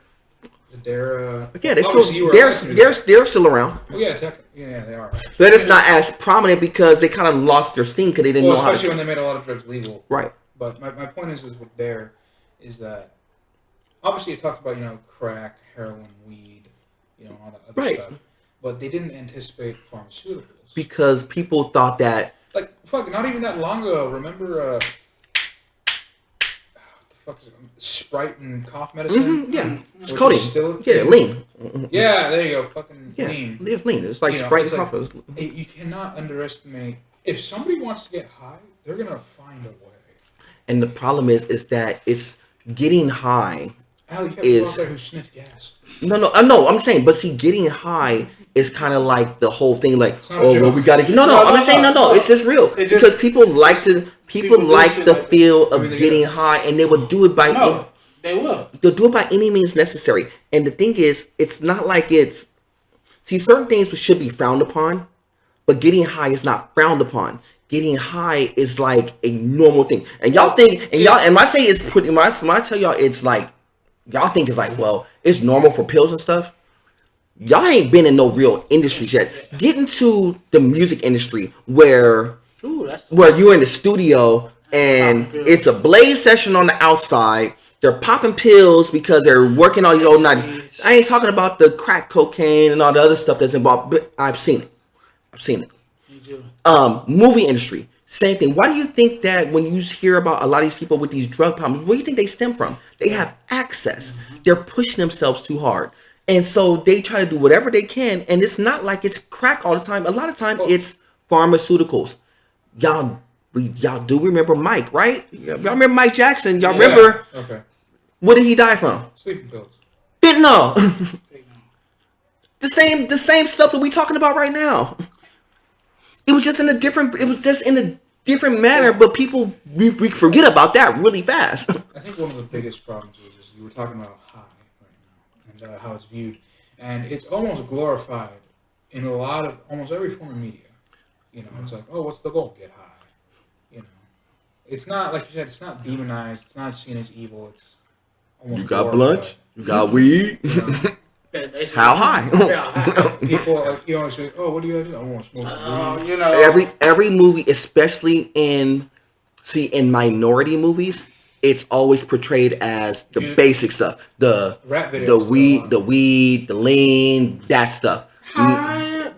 Everything is about, are you getting high? Hell, even this song, because it's an older song, but it's like, oh, because I got high. Yeah, because I got high. Now, even like Eminem, he wasn't doing but he was on pills. He just chucked that stuff. Album dedicated to yes, everything was like pharmaceuticals, because in different worlds, pharmaceuticals was the high. Because you want to know why? The people who have money can get to the real stuff that get you really high really fast, and pharmaceuticals can get you really high really fast. And that's why if you had some pharmaceuticals right now that said, look, I could sell pharmaceuticals $20 a pill and get away with it easy. And wouldn't even think twice about it, and it would be like a normal thing. Because certain people can't get to it. Oh, I got back pain, I got neck pain, I got this. It's just a crazy story. It's just it's too. Back to the story at hand. But the story at hand is that it's sad because you hate to see kids go through this. Like I said, I have an 18-year-old. The daughter just turned 18, just clearly got out of high school. Thankfully that she's mature enough and smart enough to, we taught her well enough to not get involved in drinking, drugs, anything like that. Did they close down the school? I don't know if the school's closed down today, but I didn't get a chance to follow up. But that's a good question. It's just a little message out there to, I guess, anybody with children is they're not as dumb as you think, and you don't understand them as much as you do. These kids, they got secrets, and they're a lot smarter than you think. I mean, typically kids are underestimated, especially by their own parents. Well, kids have access, and they see, and the social media effect is that when on top of that too, it's only gotten worse. Yeah, because it's when you got access, right here, and now when it's glorified on social media platforms, so now it's an easy thing to be like, well, I see this person doing this, and they're getting the views. Remember what I told y'all? Views is the new currency. And it's not. And that's not my statement. I got that from somebody else, so I'm not claiming that statement. But that is the most factual statement I've heard in a long time. It's not. I mean, it's not just drugs too. It's just a lot of dumb shit influencing kids, or not even kids, just people. Right. Remember, not that long ago, people were filing down their teeth to make them flatter. Yep. Yep. That wasn't that long ago, dude. Yep. And that's because, like I said, it's the new thing. Because anything to make yourself stand apart and be unique, and I'm all about uniqueness, but be creative, but not to the point where it's detrimental to your health and lifestyle, or to others. Just because it's unique doesn't mean it's good. Right. But so people go. Go. So you, just out of curiosity, you think the family of the victim will try to sue the school? Yeah, they're gunning. Oh, they're gunning. Sue them. They're gunning because here's the thing about the faculty is that you can't have one person on campus ODing and no facility is aware. One was in the bathroom, one was in the middle of the campus, and nobody knows nothing. And on top of that, didn't you say that a mother reported it too? Yeah, and they what happened was when I was watching, my mother was like, back before the issue, selling issue. So she said she saw something suspicious. They were, so that means they were aware of it too. No, they were aware because what happens is quickly get into the story. We'll slide out of it in a sec. There's a park about 2 blocks away, and so the kids will actually go to the park, and that's where they will do the transactions in this little park. And what city you said this was? Hollywood area. Yeah. By Hollywood Hills? I don't remember exactly. I know that. I remember the school right there. Yeah. Yeah. So they would be up there and they'll just funnel it in the park 2 blocks away, and that's where all the transactions would happen, in the park, because it's not necessarily on campus and stuff. And I'm pretty sure they were conducting the transactions on campus, but a lot of times they were like, "Well, let's go run to the park real fast. We'll do this." In plain sight. And keep in mind, anything could have happened. When you're off campus, anybody could pull up on you. Some of these little girls got snatched up, because that's big business right now. Human trafficking. Yeah, that's big business right now. And when they're on drugs and they're high, they'll kind of mark it both. Hey, we got them on this. We'll go snatch them up. We know where they live. We know that their parents got some money. We'll hold them for ransom. There's a lot of fucking people out there. Because like I said, it's about money right now, and people are trying to do it by any means necessary. Slide off that. Not to get you up. Did you hear about the rapper? I was gonna slide right into that. So out here in LA, a couple of days ago, we lost an artist by the name of PNB Rock. He got shot out at Roscoe's, which was trippy because Roscoe's, at least in the California side of things, is kind of like, was that the one off of Manchester, Maine? Yeah, it was there. Yeah, I believe so. It's like one of the. Well, real quick before we get into it, Was it targeted or a confrontation or what happened? It was targeted. Both. It was targeted. I think if it was confrontation, they probably. I think it was confrontation. I think the confrontation happened after he got. I think he just got ran up on. To be honest. So basically, he had, How old was he? Shit. 20 something. So he was still pretty fresh. Yeah, so he was just getting off the ground as an artist and whatnot. He's a Philadelphia. Flossing where he was. So you got to understand that when you go into other people's neighborhood, you can't be out there not to get off topic, but we're not saying what he, It's not right. This is not right what happened to him. I always say just be aware of what's going on in your area and your surroundings. And LA, in a lot of parts, even when you think of the parts of LA where you think it's relatively good, if people know you, they're going to know you and they're going to watch your moves and maneuvering. And if you have something of real value, people are grimy enough to this day to go get it. And he was shining. He was shining. He got some money. It's like, and so when you got money, you don't got to go far to see differences. Right. Like as small as it is between East and South LA. Right. Two completely different worlds. And even then, you could have been in Beverly Hills, and if he'd have done something like that, I'm pretty sure he probably would have got ran up on. Because when you are a black person with some shine, there's a lot of people who just don't like that, and they will run up on you. And then they will just say, and they just want to take his stuff. So they basically tried to take his jewelry. He didn't want to come off of it. So they dropped him. That's literally what happened. And it sucks. Because you would think that, dude, I did all this work to earn all this money. I should be able to shine. I tell people, hey, look, this is not the time to be shining. The worst place Roscoe's in LA. I mean, it's not even that. It's just. But you know what? You know what made me happy though when I see the city officials, the leaders, and the brothers. They came out, said the prayer and all that inside the Roscoe's. And I would have thought Roscoe's would have closed for 2 or 3 days. I'm glad that they came through. I'm just a little bit upset that they kind of spun the block and opened it up really fast. I thought that they should have took a day. Okay. Because there was no memorial. Right, you take a day, let that kind of die down a little bit, because having those, it's going to be hard for people to walk up into that building and not, I couldn't walk up in that particular Roscoe's and not know that, hey, look, somebody did just get clipped in here. It's going to be hard. And then I'm always looking over my shoulder if I was to eat over there. So now I can't eat over there. And I got to go I don't go to that Roscoe's, by the way. I normally go to the one out in Long Beach, California. That's the one I rock. Shout out to my people out there. They always do a good job. They take care of me and my squad. But that's the one I go to. And it's not because of a safety thing, because that could have happened in Long Beach. That could have happened to the one in Orange or whatever. There's some in good neighborhoods. Still would have happened to them. But it's just one of those things. PNB Rock. PNB Rock. Yeah. But, condolences go out to his family, of course. And to those kids who lost their lives, same thing. Condolences go out to y'all families as well. It's just, I know it's a lot of issues on that topic. It's just a lot of things. It's crazy because it's LA is becoming really crazy. It was calm for a second though. Now it's getting really a little bit too active right now. The quarantines and whatnot. Not even necessarily after the quarantine. It was just getting, it was. I'm not gonna say it was getting better, but it was moving forward. No, you said it right.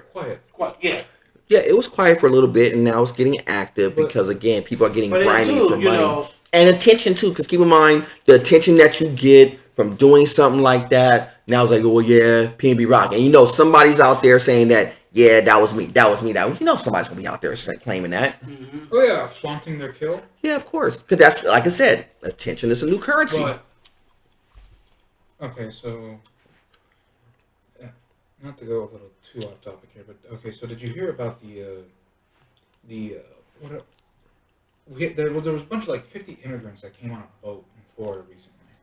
I didn't hear about that. Yeah. So I forget. Armenians? Okay. I think, or whatever. Essentially, so a bunch of refugees came on a boat to Florida, right? Mm-hmm. And then the person in charge of the governor, right? Mm-hmm. The governor of Florida essentially said, okay, so we're going to put them on a bus and we're just going to send them somewhere else because this isn't our problem.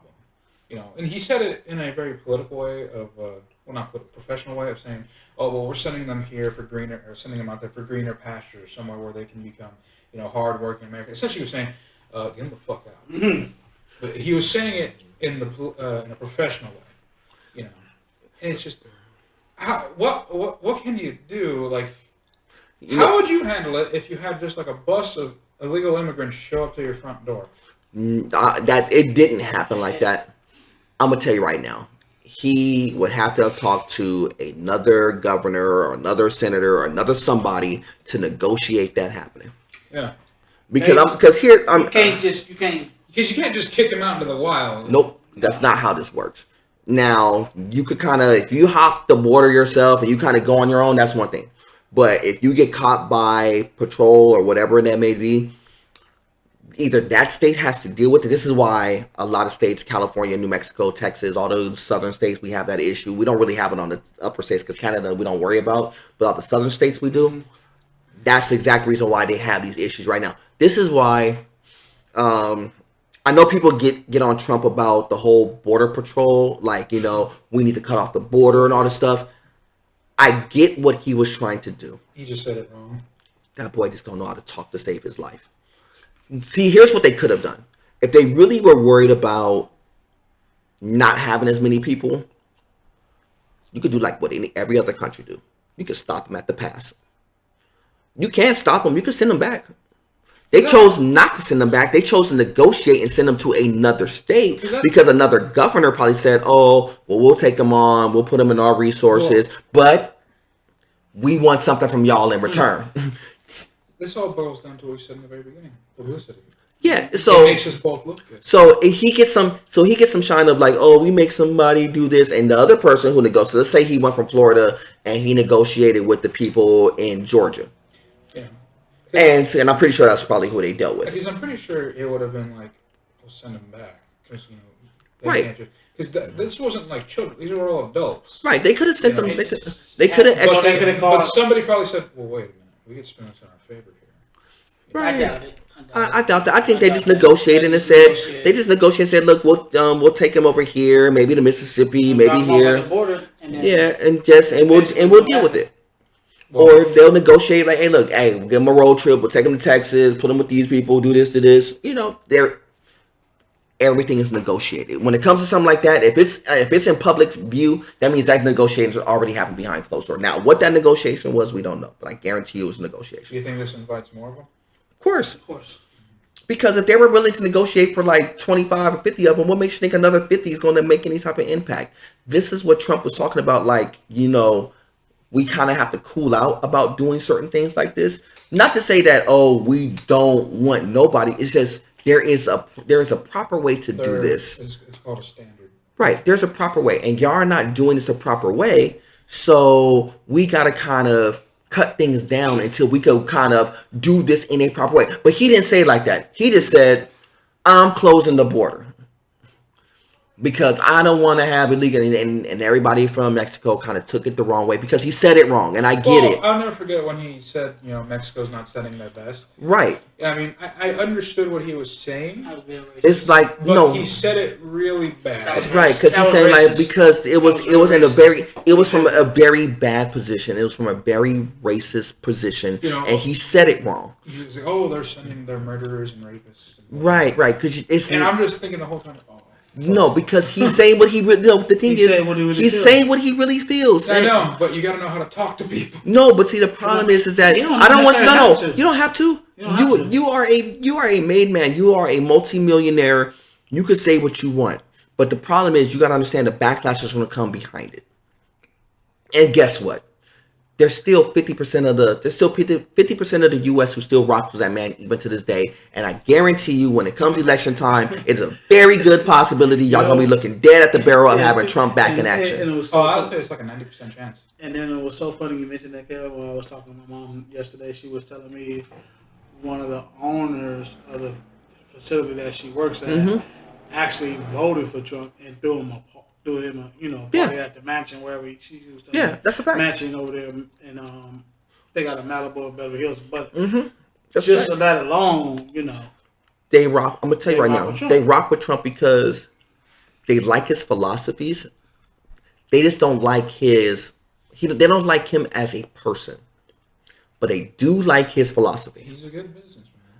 He's one of the best. I mean, I'm not going to, I mean, when you talk about, when you talk about your big businessmen, whether you love them or hate them, as far as like how they are as people, as far as like their business acumen, you can't dispute it. You can't dispute like, your Bezos and your, you can't dispute them boys. They, they found a way to make a buttload of money really fast and, and their business acumen, like the way that they conduct business, is not that far off. They're not dummies in that regard. Why do you think the Dow is sitting at $30,000 on the Dow? The Dow is making a whole bunch of money. That's really on. I'm gonna tell you right now. That was really on. It was started with Obama, but it's really on the strength of Trump, because he was a businessman. He looked out for all the business people, and they got that money high. Yeah, that was on the strength of him. I'm not, and I would never. And money conquers all. Money. It's God above everything, but money talks. Root of all evil. It is, money talks, but it is God above money. But yeah, but anyhow, one more thing.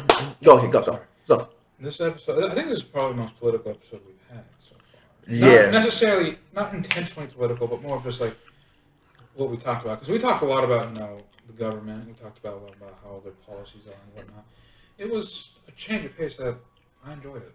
No, it's a little bit different. We got, like I said, I always tell y'all as a podcast, and so for all of y'all listening along, we are an all-purpose podcast. We are not going to just lock into one thing. I tell y'all that all the time. It all started with one single question.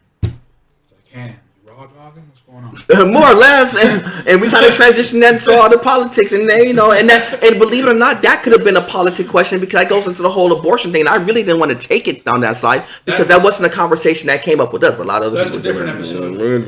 But we gotta get into we gotta get into some games. So forget all that. Forget all that. Let's get into that real quick. Forget all that, man. Oh Lord, it's usually our opener, but today we didn't do the traditional what you're playing, but we're gonna get into it. I'll let y'all know what I've been playing real quick. I've been playing XCOM 2. I'm getting my butt kicked, but I'm alright. So what happened? You got your ass kicked last time. I was so mad. Oh, good Lord. I You weren't playing your normal game? No, he got hooked on XCOM because he was playing it for fun. Okay. He got his ass whooped, and now I'm playing it for real. And then it's like now it becomes like now I know why I love and hate the game. This is the one game that I really like. I'm playing by myself and I'm sitting there yelling at the screen the whole time. Like, you typical Mickey Ficky, you this. I'm yelling at the screen and everybody looking at me all crazy. This is why I can't play this game at work. If I start playing the game at work, people are like, who are you yelling at right now? This is the game that brings out Cam's thug side. Oh yeah, no, this is the one. I mean, oh Lord, and I think that damn, I know what I'm doing. I should be able to walk through this. Oh no, it's just one of them days. No, it's not that. The game is so random. You gotta understand, this game is based upon numbers. So even though you think that, I have a 95% chance to shoot something, and I'm like here to here, and I should be able to shoot it, but then you miss and whiz a dude behind the ear, and you be like, how in the hell, I got a 95% chance to hit something, my bad luck, the 5% that I get, whizzes the dude behind the ear, and it missed altogether. Not a grade, I didn't clip him, no. I got the glasses on at least? Oh no, I was so mad about it. No, this game, this game is like it's the funnest, most frustrating game that you can play in your whole life, but I love it. The reason why it's in my top 5 games of all time is literally because of this. Because it's the one of those rare games that brings out the emotion of people. Especially if you're a numbers person, it brings out the emotion of numbers like, dang, 85%, 90%, and you still miss because it tells you. It's one of those games where you better know what a percent actually means. Yeah, but you gotta understand it. You're gonna be horribly misled. Right, but it's XCOM 2. Yeah. Don't do it. Do not do that. Do not do that. But I will tell you something that you probably should be diving into. And I know we talked about this way episodes ago. I think most people need to spin the block on Cyberpunk. I think y'all got to spin the block on Cyberpunk. So real quick about Cyberpunk. I personally believe people were lied to. Because the media outlets were just fucking wailing on this game when it came out. And some of the criticism was deserved. It wasn't polished all the way. It was some pretty bad bugs. You know? Right. It had flaws. But the media were just making it seem to be so shitty. Like, right now... But it wasn't. It wasn't. It was actually a pretty solid game. Now, when I first played it, I was playing it on my Xbox One. I played on the P4, and I thought it was alright. You know, and that shit was running pretty alright. Facts. You know? Facts. And it's just one of those things where it's like, now, it's a definite play. You know? Nowadays, people really got to give it run. I mean, if you don't give it a run now, I don't know what to tell you. This game... Is it the best game ever made? No. No. But it's really good. I'll give you my analogy that I thought about on the way up here. So if The Witcher 3 is like CD Red's version of Grand Theft Auto 5, Cyberpunk is basically like Red Dead Redemption. No, that's the perfect way to put it, because it's a backseat franchise to them. It's not, and it really ain't supposed to be. This was supposed to be the to Grand Theft Auto. This was supposed to be the one, and I think that they really do when they get back and do another one. And I'm a firm believer they are going to spin the block and do another one. Probably because right now they're only going to do one expansion. Yeah, and There's I think no plans for any more expansions, which only leads me to believe that they're going to work on Cyberpunk. They're going to spin the block and go back in because they almost have to. This game is really. It's almost too good for it to be not played right now. Because this game is actually... I mean, the game was good. And on top of that, don't forget that the Cyberpunk anime just dropped. That anime, I haven't had a chance to spin it on Netflix, but from what I heard, it's getting a lot of run. It's a lot better than a lot of the other animes that got out there. Because Cyberpunk 2020, the actual name of the franchise, I guess you could call it, is just... It's such a great setting. It's got so many stories to tell. It's got a lot of memorable characters. Not the video game. I mean, like the franchise. You know, because some of you may not know, Cyberpunk started out as a tabletop game. Essentially, you know, real nerdy shit. And it was great. You know, and then recently became a video game, and well, we all know how that went. Yeah. But it definitely deserves, I would say, a sequel game. You know, this one I would say done proper. Obviously, we're not going to see it for a long time. I just do it right off the rip, so people don't give it all kinds of craziness. But you got it. God, this game is too good. I mean, it's good. I mean, when I say it's good, it's really good. I mean, like I said, it's like really good story. It is at worst at least 2 playthroughs. At least, because you gotta run 2 different builds, and you gotta run, and obviously you gotta run that Edge Runner build now and figure out minimum. Yeah, and you really want to play this like 3 or 4 times because that's a fact, because there's you got to play 2 different ways of this game, and plus the new Edge Runner build from everybody says is broken. I haven't had to run it. I haven't ran it yet. I'm gonna probably run it tomorrow. And is it on the pass? It's not on the pass, but it is. But no. But it's $30. It's on sale, so if you're getting it, get it now. I never played because I don't think it spins the block and get back. $30, right? Yeah, I got that. Man, I got that. Let me see. What's your account number? See, here he go. You gotta say that money. It's like, dog, man. I was like, you got that domino bet. Oh no, yeah. Before I forget, I got this money in hand for Mike. Even though this is just dangling money for me, I'm gonna have like 8 of these in my hand by the time I deal with you in the domino table. I just want you to know this is just for me to show you that I got it ready for you, but you ain't gonna see it. This is just me to just show you that I have some money, so I can take the money out of your pocket and put it in mine on some domino table. You know how we do domino table. You know, I just got my 150. I heard Mom's put the pop down on you. I don't know why I challenged her yesterday. And your mom put the man. She said you don't want that. I got it. I tried it. So now I gotta teach you to know. She didn't beat me that bad. She won. She won. She won. She put no. You got that old fashioned. I was sitting right here, and she was sitting right here, and it was going good, and then she made me start pulling. I'm like, this game over. She gave you the old fashioned. Go out to the yard, go get the switch, come back, and whipped you hard in dominoes. Not in real life, in dominoes. You can't win them all. Nah, you can't beat her. Man, I'm gonna tell you right now. It's the generation is different. Like when you know, obviously I was born in the '80s, but I grew up in the '90s. So, but her, y'all, like I said, Old school days, Domino's. Oh, no, Domino's is like. I say it's like the Call of Duty of this generation. It's like the Domino's of like that generation. That was the game where you had to know how to play.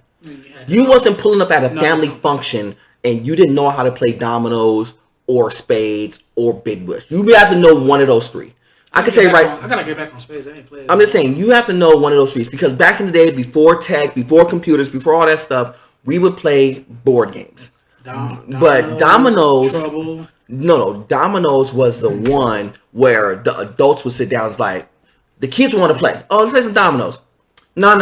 Y'all kids get up. This is a grown folk table. You gotta earn your stripes. And so I had to bully. And so at the age of 13, I had to like prove my worth to my uncles and all them to make sure that I could sit at the grown folk table and play dominoes. I know how to play dominoes. You don't know how to play dominoes. I know how to play. All right, we're going to give you one shot. And I had to prove my worth. I lost, but I wasn't in last place. We were playing every man for themselves, four on the table. I was in second. So my uncle was like, all right, you're going to stay on one more time. So I stayed on. Then I won. All right, now you solidified. Now you can sit at the table. But don't think you're going to be like talking crazy to us. Because you better not be thinking you're nice. Now, yeah, of course. I couldn't. When I was 13, 14, no. I played as humble as possible. Here's my little 5. Here's 10. Now it's like Domino. I'm breaking tables. I'm shaking stuff up. I didn't flip so many tables around off of Domino. Trust me. I'm that one, Mike. I'm telling you, Mike. I don't think it's gonna be a game for the ages. I don't think you want that action. I could play you at work, but I don't want your fans to feel disappointed by the time it's said and done. I don't want to do it. I know you're gonna be the fan. You be the fan favorite at the job. You the fan favorite. That's cool. I'm coming as an underdog, but I'm like I'm like Golden State when we pull up to Cleveland. Oh, wow. We just beat people when we go out there. I'm the Lakers when we go to Boston. We just beat people. I'm Kobe. You probably nah. You kind of like Tracy McGrady against Kobe Bryant. You got talent, you got a little bit of skill, but you really don't have a really good jump shot. You don't know how to play no D. Oh, yeah, I'm Kobe. I'm a tactician. We're gonna have to do this shit. You know how to play dominoes? Not at all. But at some point in time, we're gonna have to do this. We're gonna do this on cam. I will do it on the live stream just so everybody can see. We're gonna set up a table on an octagon. We're gonna do that. No, we don't need an octagon. All we need is all I need is a Pepsi. We're gonna have ring girls. A Pepsi. This was matter of fact. This was the score. Dang, man, dude, I want to do. I don't want to have to do that. I don't have to do that. So I don't have to do that to him. This game gonna be so big. We're gonna have ring girls come and dab the sweat off. We don't need the ring girls. You want the ring? You want a lot of people hollering. Y'all seen the movie Domino with Snoop Dogg and y'all know what it is. Y'all know what it's like. It's gonna be exactly like that. But nevertheless, I just want to say shout out to those kids and shout out, condolences and.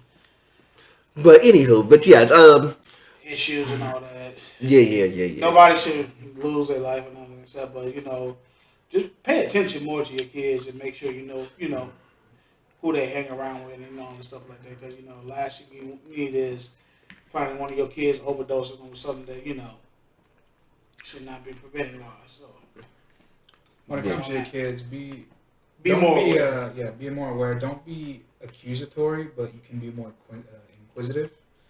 You know what I mean? Essentially, don't pry, but just try to find out, because the more you pry, the harder it locks. And that's how you got kids who do shit behind your back, and that's how you got kids who wind up in situations like this. I hope it doesn't happen to, any family, really. It's just truly a tragedy, a life cut so short before it truly began, and out of an overdose of all things. Yeah. And it's just, what really stings is what they bought it. Yeah. That's what really stings. Because, would this classify as a murder? No. No. right? It can be, but it's more like a no. They could put it as a murder 3. Murder 3. I think it's a murder 2. I think it's murder 3. I forgot the tiers. The point is like it's not like a first degree murder. No, because it wasn't like taken from them. No, it could be considered, and I mean you could spin it to make it intentional, but it's gonna be a hard case to try because some parents are gonna have to really face the realization is that my kids were really out there. You know, and I'll tell y'all this as a parent. It was the hardest thing for me to really say is that if I saw that my kids were out there buying drugs, and thankfully they're not. That's not their MO. The hardest thing is to come to the realization of that. It's like when you see your kids going to jail or you see your kids do something bad, you feel bad as a parent because you think that what could I have done differently to guide them and raise them. You know, we always want our kids to be in the perfect situation as possible or as best of a situation as possible. Anybody who was a parent would know that. And I know that y'all parents would actually say the same thing if they were being dead honest. I mean, I know parents, some people are like, well, I don't care about my kid. They really do. Because if it really comes down to it, they care about the failures and they really care about the successes too. If y'all were like mega stars, guess what? They're going to care about that. If y'all were terrible, they're going to be like, well, what did I do to become so much of a bad parent that I didn't do this? And they start reevaluating their whole life. And I know a lot of these parents are going to have to go to that realization. It's all tied together. So it's going to suck for them to actually have to sit through that. Mm-hmm. But part of that is that, dude, it was really my kid, you know, who was really out there buying this stuff. And that's a tough reality. And I hate taking it like that because I know this kind of downgrading what was happening. But, you know, kids have to be much more aware. Don't be influenced, you know, stop trying to figure out about getting high. Figure out how to better yourself. Do some stuff, you know. Not necessarily a whole bunch of antics and stuff, but set goals, set things. Because there is things bigger than just sitting on the streets and getting high or getting drunk. It's things that's so much bigger than that. You know, like us as a podcast crew, we're aspiring for bigger and better things every single time we sit down. That's why our conversations are going better. That's why our views are going up. Appreciate every single one of y'all kind of rocking in. All of our subscribers, definitely like and subscribe. I didn't already say that, but you know we're growing towards different things, and the reason why we're doing this, like I know for me, is so my kids could see that hey, Pops is still doing something, and even though he's at a point, he's still pushing, he's still grinding, he may be the old man, but he's still on the grind. Because you know how it is, the game ain't over. Yeah, the game ain't over until the Lord says it's time. You know what I and if the Lord says it's time, it's time. And when He says it ain't that time just yet, we on the grind. All God says, as long as his heart's still beating, I'm still playing. Exactly. But you know, condolences go out to them. Condolences go out to the family of PNB Rock. Condolences also go out to the family of Queen Elizabeth and everybody who's mourning that as well. Condolences go out also to the bull rider who got shot out in Colorado. Yeah, shout out to them as well. It's been like a toughie. A lot of people's been going through some stuff. We didn't even get a chance to touch on. I forget. Real quick, not to cut you off. Did Betty White die this year? Was it this year? I think it was late last year. Oh, okay. Because I was like, damn, Betty White and the Queen died the same year. I mean, there's so many other stories that's been popping up. We didn't even get a chance to get into. But on a lighter note, Microsoft, stop being sneaky. Y'all dropping games on the low. I see y'all dropped Assassin's Creed Odyssey on the low. Y'all went to the showcase and said, we're going to snatch up Deathloop and put that on in about a month from now. I was like, okay, I'll see y'all working. I know Sony's in panic mode because of this acquisition, but hey, Microsoft's still moving. Mm-hmm. They said, look, we got Ubisoft in the pocket. We getting all this stuff anyway. Well, real quick, it's just, it kills me to think. Sony wouldn't be shitting their pants about this if they just didn't abandon Killzone. It could have been something because like 2 and 3 were pretty popular, but then I think Shadowfall came out and then all anticipation for it died. Well, Killzone was okay, but see the team like Guerrilla, they went off and did Horizon, so they did home run on that. Horizon was a home run for them. No, but it's not an FPS contender. No, but they didn't because see they had that's not that they didn't want to make it. But they didn't want to go back into the hole because they knew that Killzone. in the grand scheme of things, where would Killzone really have fallen? Behind Call of Duty, obviously, maybe better than Battlefield, but not necessarily better than Destiny. Not Cyberpunk. You already saw that they just kind of jumped up. They just jumped up the ladder. They would have got hopscotch. It didn't have the same leverage. It would have been right. And Halo had too much punch. And even though that's another thing that we really didn't talk about, old girl from Halo, they had a Halo 343. They just kicked her out the classroom. Yeah, I heard about that. So this is all for next episode, so do make sure to tune in. Yeah, so it's like, dog, they kicked they kicked her out the classroom. I was like, why did y'all kick her out the classroom? But that's why. No, it's because they promised something that they wasn't going to be able to deliver, so somebody had to die. Yeah. Now that's kind of almost what happened with Cyberpunk, by the way. But they kind of redeemed themselves and said, look, we're just going to go back in the paint and just keep working. And they went from like digging it out of the... Barely. They almost dug it out of the ashes to get it. But I'm glad that CD Projekt Red went back to go get it. Just like how V got dug out of the trash. That was Cyberpunk. Yeah, more or less. But anywho, we got to get up out of here, man. I got these boys need to get some rest. Somebody got to get a haircut, namely me. But I gotta get on the grind a little bit later on today. But I definitely on behalf of the PVC Podcast crew, man, from my man Paul Vic, man, we appreciate y'all. This has been episode 29. Episode 29. Loving them numbers, they're going up. So we doing what we do. Wait till we get to 2,000. Yeah, we doing what we do. So I appreciate y'all rocking. We got some other content on the. We got some content on the way. So we up here. Oh no, I'm gonna cry and be joy at the same time. You gonna be crying? You gonna light up a back? Oh, we did. We gonna keep pushing it. It'll be like that scene from Scarface. The world is yours. Just take it. And if y'all want to see some gameplay from us boys, we're gonna have to do that too. I just love that part. No, it was just the Scarface when he did that so gangster. I'm like, wow. Mm-hmm. All right, we gotta end it for real now, people. Yeah, we gotta go. But y'all know how we do, man. Y'all know how it is. For my man Paul, my man Big, my name is Cam, aka Nerve Boy Fresh. We are the PVC Podcast crew. Like always, it is God above everything. Till the next time, family, we will do this again soon. Peace, love, and respect. Salute.